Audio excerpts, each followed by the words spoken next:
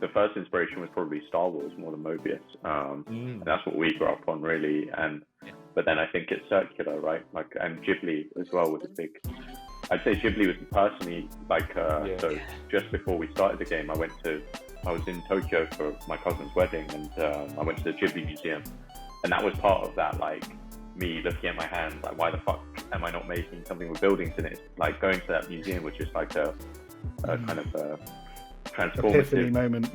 It really, it was. I was just like, if I'm not going to be doing stuff I like, then I might as well just go back to architecture or whatever, and I would have. You're listening to Rules of Play, a game development podcast for anyone wanting industry insight, deep dives on games, and casual conversation.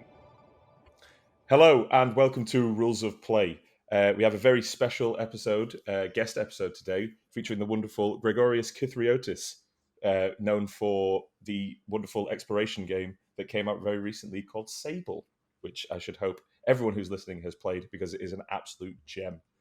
Greg, good to have you on. Thanks for having me on. What that was like a TV host.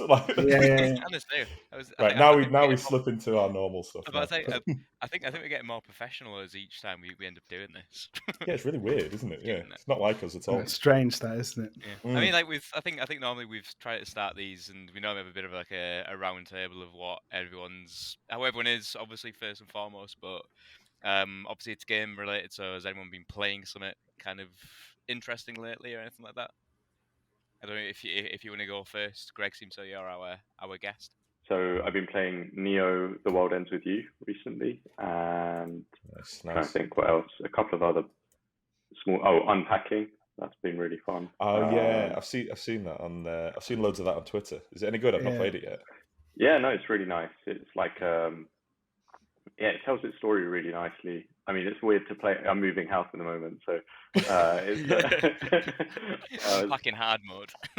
yeah, that's it. So I can only play it in short bursts, otherwise I get a bit burnt out on it. But the World Ends With You. That's been really cool. I'm just playing it to see how they put the kind of city together in that. I can remember playing the original on the DS.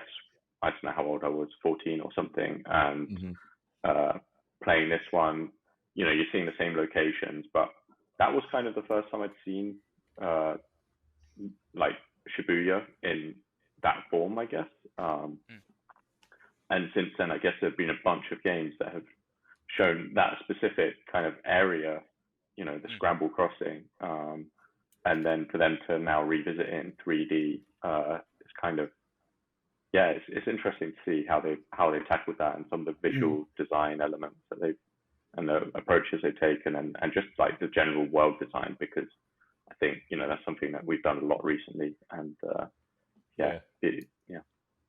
Nice. Awesome. What have I been playing? Again, I'm still just hyped up about Game Pass, and I've been playing lots of things. I am currently through, as it's topical, my Sable playthrough. But then I've also been on topic for myself. I've been playing a game called Moonglow Bay, which is a fishing game. So there we go. Fishing again. I mean, I could have put money on saying it was a fishing game with you, Matt. It's got fishing and cooking in it, so we're gonna try Bassmaster at some point. I downloaded Bassmaster Fishing, and it was terrible. So don't. Oh man, amazing. Adam, what have you been doing? Okay, go on, Ed. Sorry, Jack. I'm kind of replaying through Sekiro, but doing a randomizer run, so I'm kind of making it harder for myself. Yeah, I watched like you play maybe like 3 minutes in the randomizer run, and you went against what's he called, Gericino, and you like wiped him in like 3 minutes. And I remember when I first played Sekiro, I was stuck on that boss for like 10 actual days, so that made me feel a bit sick. I've just been playing a lot of Forza Horizon 5, which is absolutely spectacular. I've been trying to. Yeah, you've been having troubles getting it, right? I mean, I've had a few, but yeah, man, I think what Playground have done with the Horizon series has been absolutely amazing. For a person who I'm not a car guy at all, and I can sit and play that game endlessly and be like, oh shit, I'll give it another half an hour, and 2.5 hours have gone past. So yeah, top marks to Playground. Yeah, it's absolute. That is one of those that I'm like scared to even put anywhere near my PC because I feel like it'll blow up just trying to run it. Honestly, like it's so bad. It's so bad. Yeah, I mean, I haven't been playing much, to be honest. Like, besides like Dark Souls again, because obviously I'm on the Elden Ring hype, so I'm very much playing through all of those ones before Elden Ring comes out. So I think that's my one. But I play that like every month anyway, so it's nothing new. That's a regular comeback game. Yeah, it's exactly. It always is. It's always the same thing. Yeah, a little comfort area for you, I think. Dark Souls, kind of like adding. It really is. Sekiro, there always seems to be. Which is so weird because it's like, everyone has their comfort games that like, oh yeah, I'll just go back to. Who the hell would say Dark Souls? What kind of like masochist would say that? Obviously, with our guests, we like to kind of dig in and work out, kind of the story so far and kind of maybe your like game design origins and where it all kind of began. So I don't know if you can kind of talk us through how you started off and how you got to where you are now. I know it's probably a very vague question and a huge one at that, but obviously if you can kind of take us through that journey, that would be amazing. Yeah, so we started Shedworks in 2014, and that's the start of our game development careers, Daniel and I. And prior to that, I'd been studying architecture at UCL, and he had been studying comparative literature. And yeah, we kind of we had no relevant experience in games, so we were kind of like, what if we didn't think we'd even be able to get internships, which proved to be true. And we thought, well, what if we just start our own internship and see where we go from there? And I mean, even that was kind of a naive approach to everything, but at least we didn't think it would make us a living. But it ended up doing so, but that was more luck than anything else, and persistence. But so 2014 we started in my parents' shed. It was 5 of us at first. It was a bit much. It's a very small space. That was a warm summer, and it was literally the week after I graduated. I think Daniel had a couple more weeks off before that, but and then the first couple years we basically did a couple mobile projects. We did some contract work. We did some web design. We were just trying to survive basically and make games. Making our own games was kind of costing us money to do, if anything.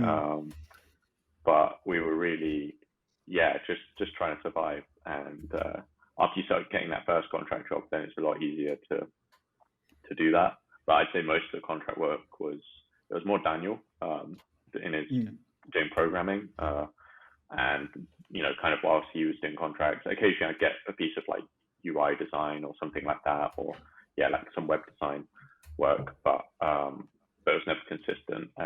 But when he was kind of doing his programming work, I would work on our games and push those as far as I could without him. So we did a game. We did a couple, but the last one we released was Swing King and the Temple of Bling, and it was kind of like a mobile puzzler, like a one-touch mobile puzzler. And that kind of overlapped with starting Sable, actually, the release of that. But and Daniel, just before that, I'd worked on Snipper Clips, just helping get that over the line right at the end of that project. And just as well, and then we kind of had Sable. So that would have been early 2017, that stuff. But we had kind of started our first prototype of Sable in early 2016, and we used to go to London Indies pub night and just take whatever we had to show people there. And this time we spent 2 hours on a prototype just before going to the pub, and it was just like a hover car asset in a 2 kilometer by 2 kilometer kind of sand dune asset with a giant cube on the horizon. And always. And there were some post effects that I took from another project I was working on, where I was trying to kind of recreate this architectural kind of line drawing style. So like thin outlines. But there was like an inversion to it where if there was a shadowed element, it would have a white outline, and if it wasn't shadowed, it would have a black outline, basically. But we took that across, but we didn't do it in black and white. We did it in color, and literally that was the first thing we did. We kind of there was an idea for a game before that, kind of about exploring like a desert planet and looting giant like fallen spaceships, but this was the first time we'd messed around with doing any prototype work, and yeah, literally 2 hours, took it to the pub, and people kind of gathered around it and seemed interested in it. And this was 2016, but then we pitched for, I think, UK Games Fund, and I think our pitch was just a bit of a mess. I think basically we didn't want to hire anyone, but we wanted the full funding because we thought, so we made our like wages look really high on it. Yeah. And they rejected us basically, and we kind of were like, well, look, this isn't really a viable project. No one's really going to care about it if we make it, so we shelved it. Was kind of working on it in evenings and trying to pitch it, but you know, it was very much just like a project we had on the side. And then 2017 we applied for Stugan, and we had this kind of we knew the Switch was out because Daniel had been working on Snipper Clips, and we kind of were like, oh, what if we came up with like a co-op multiplayer type thing? And it was like this survival rafting game, and we pitched it to Stugan, and I remember we sent that pitch off, and there was like a 2-week period from pitching it to hearing back from them, where we were just, I remember just thinking, I'm gonna lose my mind because I haven't made a video game with a building in it yet, and I studied architecture. I remember just like sitting there staring at my keyboard and being like, I'm gonna lose my fucking mind. I don't really. Oh my god! This rafting game, I don't know if I could do it. Like it wasn't a terrible idea. You know, it was kind of like a Overcooked style, but you're on a raft and you're trying to survive going down rapids, and it was like Boy Scout sort of thing. But I remember, and then I said to Daniel, I said, I don't think I could do it. Like I think we should just try and make Sable, and if it doesn't work out, just knock it out in 6 months and then just go get real jobs. And we kind of agreed. And then I remember, like a week after that, we still hadn't heard back from Stugan, and we shared like GIFs on Twitter, and they started getting popular, and more popular than anything we'd ever shown. And we're like, oh shit, this is kind of interesting. I really hope we don't get accepted to Stugan, because it's gonna be really embarrassing when we say like, we don't want to make that game. Yeah. Actually, you know what? We're not going to do that anymore. Thank you. Thank you, but no, thank you. But they rejected us anyway, so that wasn't a problem. But the best rejection. Yeah. I mean, it would have been cool, I guess. But yeah, so we did that, and then we just started sharing those GIFs online. We had a few articles written about the game. People were kind of clearly interested, and I guess we had the story about the like shed. You know, we were working in my parents' shed and people like that.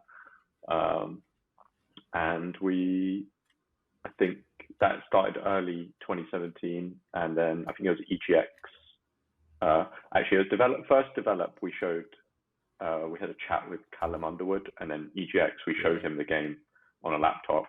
We had like a 1 hour meeting booked, and it ended up becoming a 2 hour meeting where we were just chatting, and he was like, you guys have to fly out to Stockholm next week and meet Raw Fury. And we're like, okay, I mean, we don't have a pitch. And he was like, it's fine, don't worry about it. So we got to Stockholm, taught them through our kind of ideas for the game. They helped us like come up with a budget to put in the contract. It was so loose though. It was just like, we just need a date. When do you think you'll finish this by? I don't know. Okay, we'll just put a date to have in the contract. They were really just that was the project. And I mean, we had barely a playable prototype. It was rough.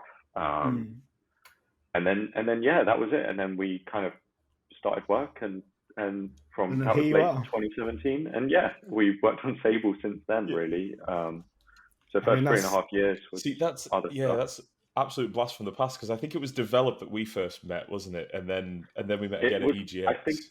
I think it was that develop where we showed, because we showed Callum the game, and just had a chat with him. I remember speaking to you about it, and I was like, you were like, oh yeah, we had that famous GIF, and I was like, what do you mean GIF? And then you showed it me, and I was like, oh my god, that's you guys! I was like, oh my god, is that your stuff? And I was like, oh right, so you're pitching stuff, and you were like, yeah, and I was like, oh, what have you got? And you were like, not much. The GIF, it was a concept GIF, yeah. It was a concept GIF. So that was super interesting. Like, it must be interesting to go into to sort of get signed by Raw Fury, and then knowing that you had to then develop the whole game from there. Like, how did you feel knowing that now you were like, right, we've actually got to make this now and make this into an actual project? Actually, it didn't daunt me so much early on. It was kind of just like, this was the bit that we wanted to do. This was the everything before that was hassle, was a problem, and part of the reason we signed really quick with Raw Fury, because they were offering us a deal, and we kind of had a choice. We can shop this around and look for 6 months and try and get a pitch together and do this, do a lot of work on the business side, or we can just forget that, sign a deal, and skip that 6 months of pitching or whatever.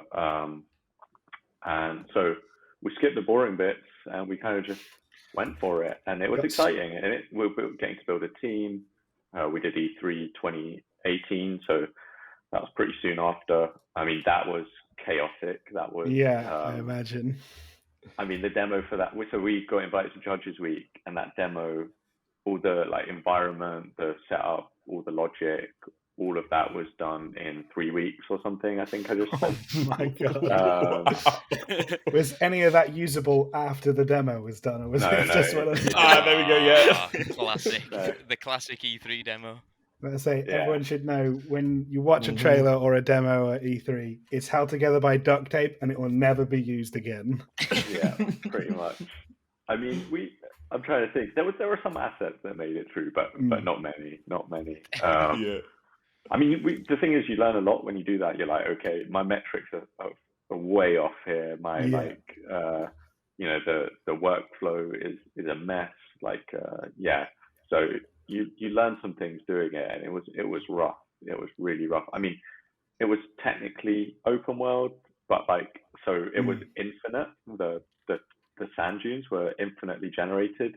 So so it meant that if you weren't standing there, people could just drive off, and there was no way to get back to where the content actually was. There was no way of knowing where that was, because there was no compass, no map, nothing like that. I'm just picturing some poor person sat there just driving off, and he's been playing it for 3 hours, and he's just got tears going down his face of But the hoverbike was really fast then as well. It was crazy to drive. It was you could just go flying. I think people just enjoyed that though, and that was we had that essence of the game in that first 2-hour prototype that we took to the pub, and that still carried on. But I think the other thing that we had was just the visual style. I think it's one thing to see it in a GIF, but I think when it's running natively on a computer in 4K, it holds up in a much more interesting way. But it was. So that was trial by fire, and then the trailer. We did the trailer after that, and that was. I mean, literally for that Judges Week, Daniel. So I'd done the really kill myself to get the demo content ready, and he flew out for 48 hours to LA and back to demo it. 48 hours he was in America.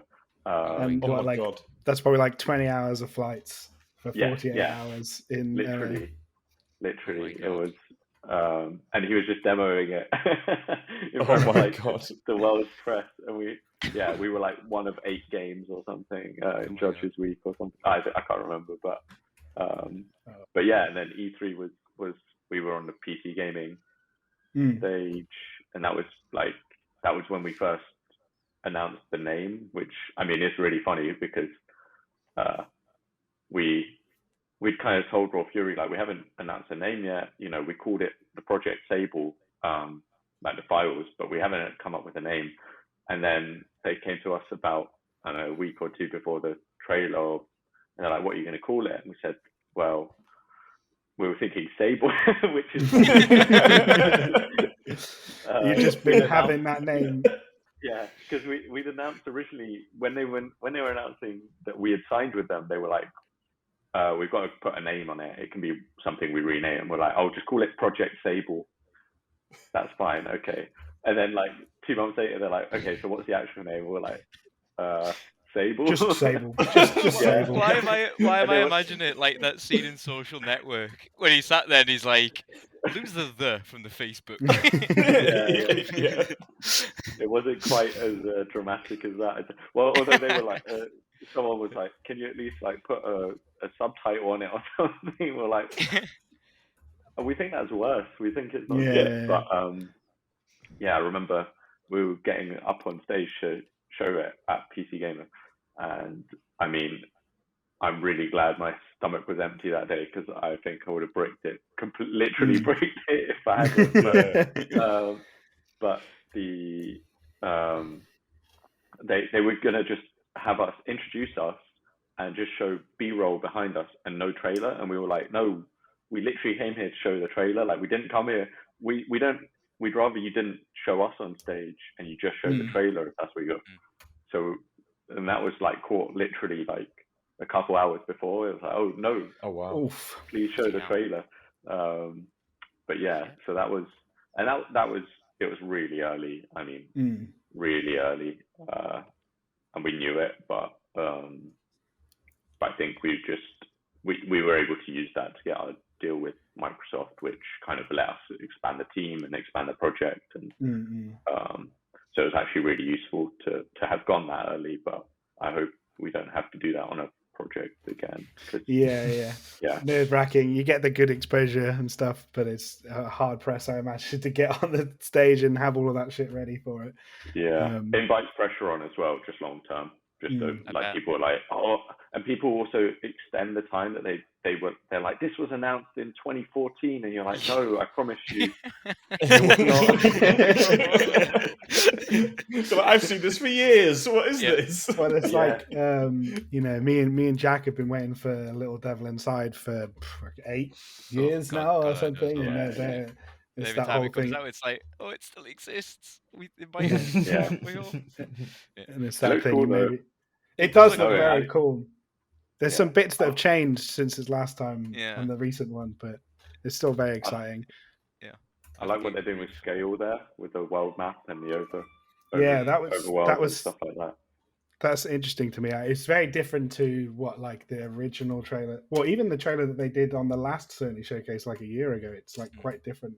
So it's interesting to see how much that has changed. I mean, for Sable, that actually didn't change for us. Like our core concept just stayed extremely consistent. Like we had a very kind of pure vision for it, and that's kind of what we executed on in the end, which I think isn't necessarily super common, but it's a weird one because we don't have like loads of combat mechanics or anything that you need to iterate on and test all the time, but we couldn't actually test the core loop of the game until you have like, I don't know, 70% of it there, because people need to be able to go and do stuff at their own pace, and the spacing and the kind of way things are laid out are so core, so intrinsic to the experience that you can't really simulate that in a smaller environment. Yeah, you can't get the world exploring feeling without a world to actually explore that's there, and stuff that you can touch bases with. I mean, a really cool moment for, like I said, I'm still going through it, but a really cool moment for me was obviously when, you know, you first leave the camp and then you get the great Japanese breakfast song playing over the top of it, and that was such a cool moment of really feeling the exploration and like, oh, I can go anywhere, and this soundtrack's playing over the top of it. And that was amazing to me that you managed to get those. I mean, they're not the world's biggest band, but I also knew how you got those people and how much sound was a thing for that game before you got them, or was it something that you carried on once you signed them?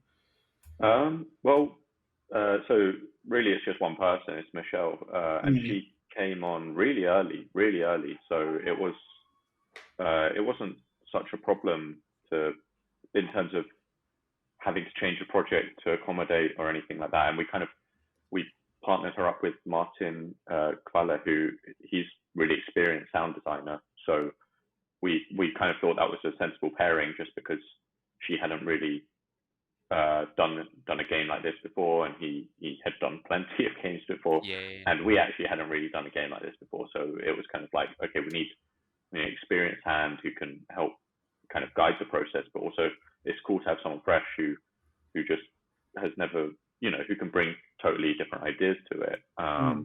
But in terms of getting her involved, basically Daniel had read an article on Polygon. She had done a game, kind of like a RPG Maker type of thing. Yeah, I read that she'd done one of those for like the album. Yeah, exactly. And it was kind of like she'd done chiptune versions of the album songs and done them as the background tracks to this like kind of small RPG Maker type project. And she'd done an interview on Polygon, and he read that, and we were looking for composers at the time, and we'd had a conversation with a kind of number of games composers, and there were some really good ones. But I think we kind of liked the idea of working with someone who wasn't in games a lot, and I think that was just exciting for us. And I mean, she was really amazing to work with, actually, because she's so hardworking. It's not like someone who just delivers a bunch of sound assets, music files, and just fucks off. She was testing builds right at really? Yeah, regularly. She'd leave Google Docs of notes, like several Wow. Yeah, that's awesome. Looking at implementation, because we did a kind of workshop in Martin's like cabin in the Norwegian fjords, and it was just like a week with us four, Daniel, myself, Michelle, and Martin, and we kind of went over the ideas of the implementation, and we kind of talked about using silence as much as we use sound for that, and tried to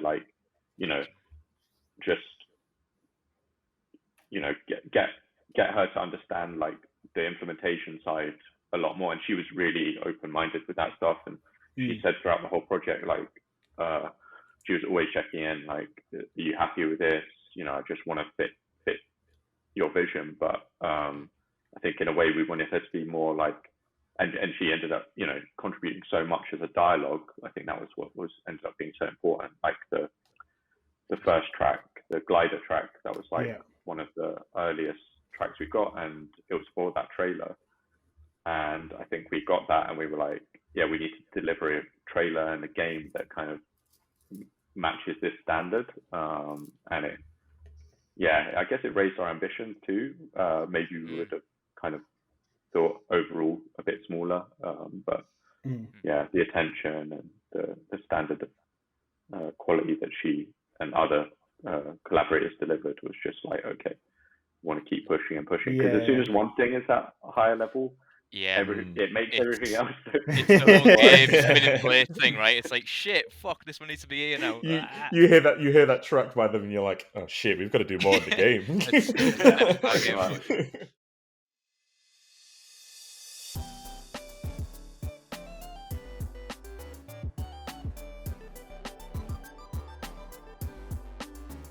It's a bit of a backpedal of what you talked about before, but I think because the game's got such like a strong like visual and like audio identity, and you were saying before, like when you first showed it off, when like the base prototype was there, like even if it was just like the speeder bike and the kind of Dune setup, how integral was like the art direction like from the get go? Because I think I remember the trailer first came out, and I had a mate message me, and he was like, "Oh, have you seen this game?" And I'm like, "No." He was like, "It looks like living, breathing Morbius art," and I'm like, "What? Someone's done that? Show me it now." And we looked at it, it was like, "Oh my god, they've nailed this." So like, was that always because I think you said before, like the project never really swayed from your original intention, but was that always like, here's this mood board, bang, we're going this way, or was it something that like everything like kind of developed and evolved over time? Yeah, that came really early on, and yeah, you're right. Like, I mean, obviously, we looked a lot at Mobius. We looked a lot at just other like Clearline and just illustrators, I guess, in general. Like the core, the kind of thing that we knew it was what made us stand out in a lot of ways. Maybe the concept on its own would have worked if we used a more kind of standard kind of hand drawn, like hand drawn textures style, like a kind of, but looks very 3D. Maybe the concept would have still held up. I don't know, but I think we really knew that it was what grabbed people's attention, and it on a production level, it meant our focus was elsewhere, but it gave us efficiencies in places that we were comfortable. So there was not a lot of texture work, for example. So I don't enjoy doing textures that much. So it made that side easier, for example. Although that became more, actually, that was a decision we thought we made early on, but actually it became more of a texture focus later on, and actually spent a lot of time hand drawing textures on an iPad, to get them in the game and keep that hand drawn feeling. But yeah, our entire objective early on was to try and make a game that looked 2D, even though it's 3D, and just to have that visual effect of, someone could be looking at it and then it kind of turns and reveals itself, and people, I think that's always felt like a bit of a magic trick when people first saw it, or you get questions, people being like, oh, is this an animation, or is this, did you draw this or whatever? And you're like, yeah, this is exactly the kind of response that we want, and that's what we pushed for on the technical side. But it comes, with a lot of challenges, because reading depth, we're making a platformer, gameplay's always got to come first, really. So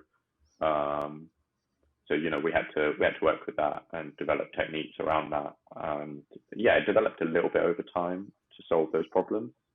And stuff like draw distance was a kind of annoying issue to deal with. And just depth was the hardest thing to deal with, I'd say. But I think we managed to solve that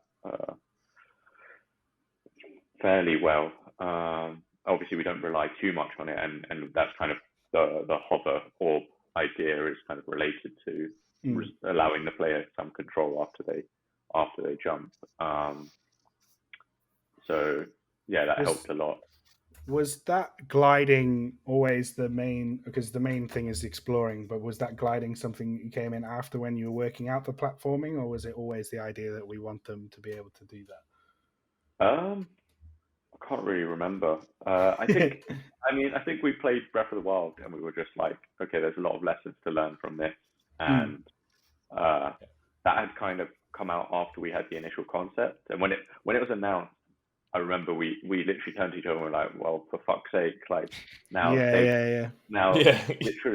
literally the game I want to play, but also really annoying. But we realized, actually, no, you know what, we can learn a lot from this.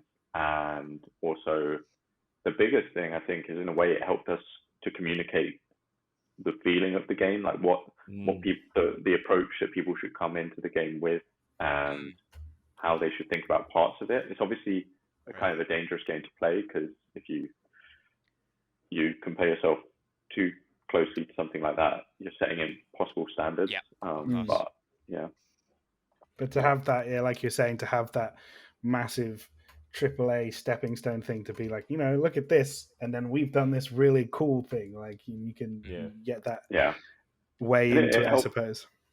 It helps, you can look at how they've solved certain problems, or what techniques they've used, or what have you. And it doesn't mean you apply the same solution to every problem, but it gives you more information without having to necessarily prototype it yourself and iterate and test and go through that process. So yeah, it saves time to be able to see a executed solution of some sort, even if it doesn't quite work. Like some of the I'd say one of the biggest inspirations was a game I'm not going to say what it is because I don't like saying negative things about games publicly, but there's a game that I think had some really nice ideas, but terrible execution. And but if you could kind of like squint a little bit, it actually was pretty good. And like those sorts of things, you're like, oh, you know what? Like there's something here, and you can. Yeah, playing a bad game is often as useful as playing a good game. I think when you're firm believer of that. There's so many diamonds in the rough, isn't there? About some games. I mean, like you said, perfect. If you squint a little bit and you can just step around those little issues, like there's an absolute gem here. It's just if they had an extra year, or if they had that one person on their team who knew how to fix that one thing, it's crazy. It is. That's the thing with us, isn't it? We've kind of got the insight to be like, oh, we see what you. Oh, that was so close. Yeah, but we'll find out what game that is when we finish recording. Gotta keep some secrets for ourselves. Yeah, exactly. Yeah, that's the best thing about it, is that we can do that. I'd say that going back to sort of like the open world design and things like that. I think one of my favorite areas of the game is it was called the Crystal Plateau, and I remember the first time getting there and seeing this immense storm above there, and all of these like really amazing characters that you sort of haven't seen before, because you've seen kind of humanoid characters around who are similar in height to you, but then you've got these big hulking ones and with the sticks, and you're like, what the hell's going on here? It was absolutely incredible to get there. And then you've got like these different areas of the game that are completely unique to themselves, like the wash and the main dunes and things like that. But did you have a plan for those in the beginning? Like you knew that you wanted this many areas, or was it sort of we want to try this kind of like feeling in this area, and we'll see what that feels like? Or how did you? What was the design process? I mean, we had so many. I mean, I don't remember how many biomes we had planned out originally, like 14 or something. We ended up with 6 total, I think, and. Yeah. We wanted it so you could go up into the mountains and you could, all this stuff. But at some point you just have to draw the line and be like, we won't get this done. But the Crystal Plateau, that stuff, I think, we just wanted variety as well, and things that you encountered that felt not so deserty, I guess, and it felt, where you spend 4 years making stuff, you kind of want to stretch your muscles a little bit and do something a bit different yourself, just on a production level. But you're also just stretching the tools you have and twisting what you have and thinking different ways you can use them, like fog and distance, foggy kind of areas. That was something that was actually really difficult to pull off visually, and took a lot of iteration. But you kind of just commit to something. You say like, no, I want this to have this atmosphere, and you figure out ways that you think you can solve it. But in that style, it's very difficult. And I think that whole area was actually inspired by the whole like Hakoa. So actually, a lot of the inspiration was from like real world desert environments or mountains or just landscapes. So the wash, for example, was kind of loosely inspired by the White Desert, and I think I've played a lot of the exploration mode in Assassin's Creed Origins, just looking at the different like biomes that they have there, and then doing further research beyond that, and looking at what those look like in real life, and then those kind of provide like a inspirational groundwork for creating a different kind of rhythms. So like, okay, I want something that is tonally a bit darker, but in terms of the rhythm of the biome, maybe it has it has taller kind of arching structures that mean that visually things are much more difficult to pass out and to track, and it's much harder to orient yourself in that environment. Whereas like the wash has these kind of like chalky mounds, which are much more flat, and actually the sand itself is a lot more flat than the eastern or western dunes. And so things, as you're exploring those areas, kind of reveal themselves to you at a different pace and at a different rhythm. And I think that was something that was really important for each biome to have a different like, I keep thinking of it as rhythms. Like each one has a different kind of BPM in a way. You know, it's like and that's kind of how, and mostly it's to do with how you structure the kind of baseline kind of wave pattern, and then the rhythm of the rocks that kind of break those things up. And each of those, I think, has a kind of distinct scale and also shape. So that was, and then the color kind of comes after that when you're thinking more about tone. And yeah, that's more instinctive process. That's just like all the colors, and I did all the color in a game. And so whenever I sat down to do one of those, I really was like, no, this is like, fuck off, this is mine. Like, don't.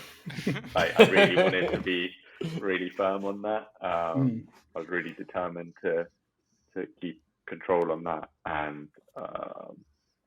that was just because I wanted it to be consistent, and I wanted also to be aware of like what was going on in other biomes. And I think that was really hard to convey otherwise. So it's simpler if one person who has that stuff in their head just can keep on top of it. If I was more organized, then you could probably get other people to do it, but I'm not. So yeah. Hey, know your limitations, eh? That's it. Yeah, Let me have my messy pile over here. I know where the mess is situated. So. Yeah, exactly. But yeah. The idea of, like you're saying, rhythm in the exploration and the landscape is super interesting. Do you think that you found, I guess, some experience from your, like you said, you studied architecture and stuff before that. Do you think that affected a lot of what you were designing with the level design and sometimes the environment? Yeah, big time. Like, I think that was everything. I mean, when I think about rhythm, I'm thinking about like, in architectural terms, like columns, for example.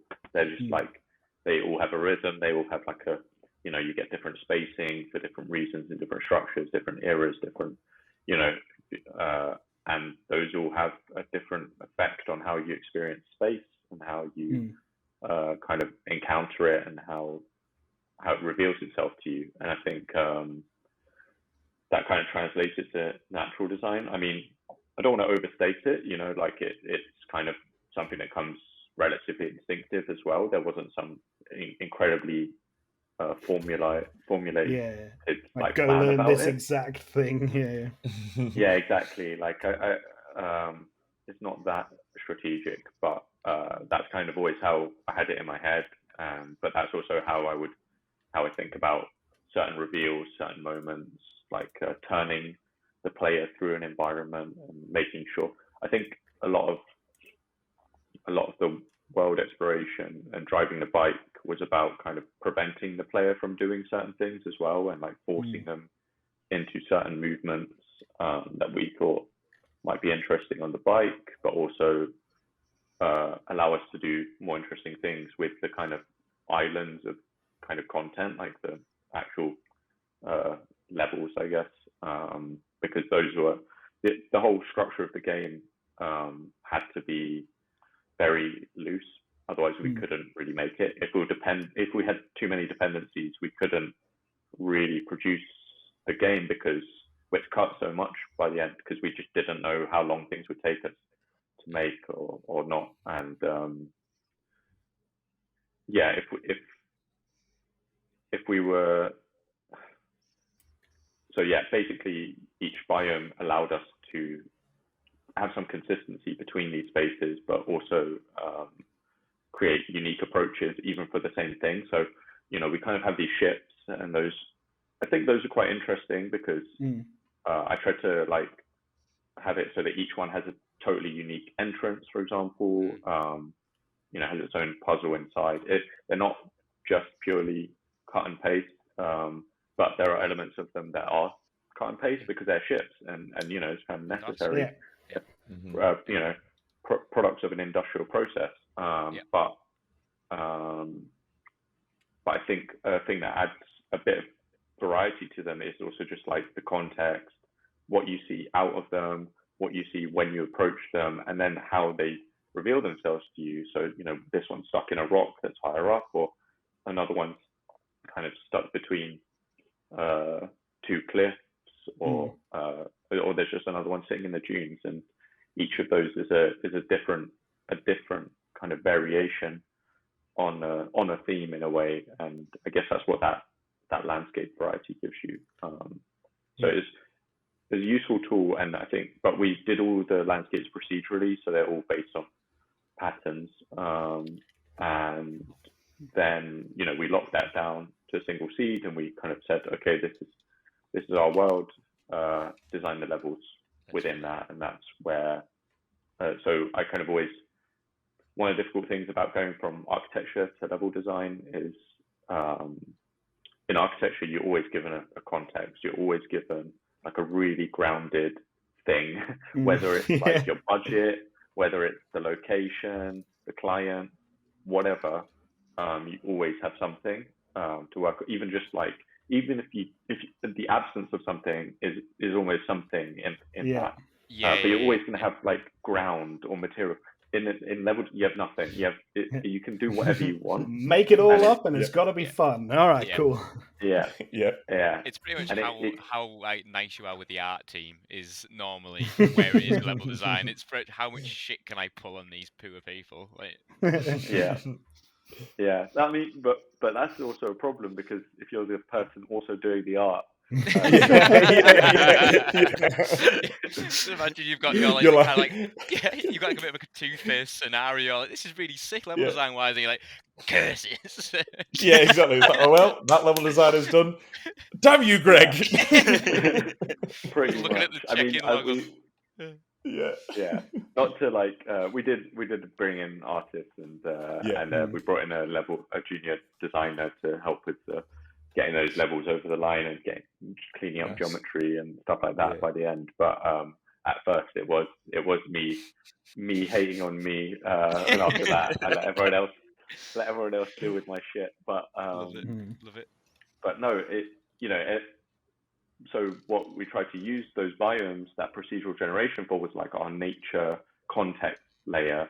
I mean, you get a bit of context from like narrative, you get a bit of context from gameplay and like metrics and those sorts of things. So you do have something, but in the very beginning you don't. You have to make those rules yourself.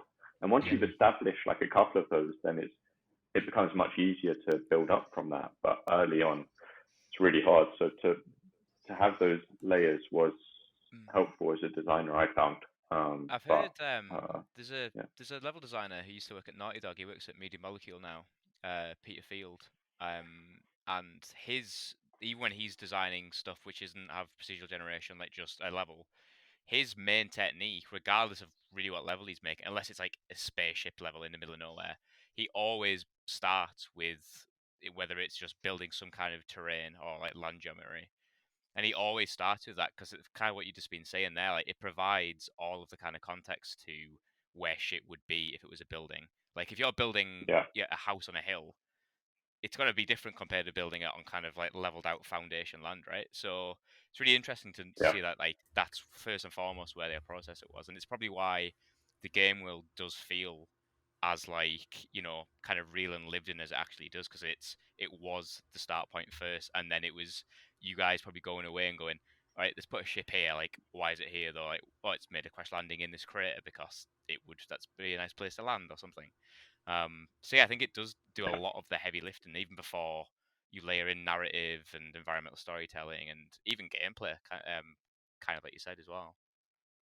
Yeah, I mean, sometimes you just ignore it because you've got to get something done, but it's the base philosophy that you start with, and you hope when you have to start making those really quick decisions, you hope that the kind of groundwork you put down just is in the back of your head the whole time whilst you're doing it. But no, I mean, I think it's easier. I think it's not easier, but you produce more interesting results when you have those limitations, because you're forced to design within them. Whereas if you can just keep changing, I have a problem, so I'll just delete what is causing me the problem, then you don't come up with the interesting solution. Which, I mean, sometimes it is best to just delete the problem, but sometimes it is, I don't know. It's a difficult one, and you have to kind of make a judgment call, I guess. That's kind of where the experience and that stuff comes in. It's like, when do I just like delete this rock, or when do I work with it? it's when to break the rules that you've made as well, because sometimes it's not going to, you design them so that they work in every scenario, but sometimes it's like, well, I'll just fiddle this one a little bit. This has got to work this way.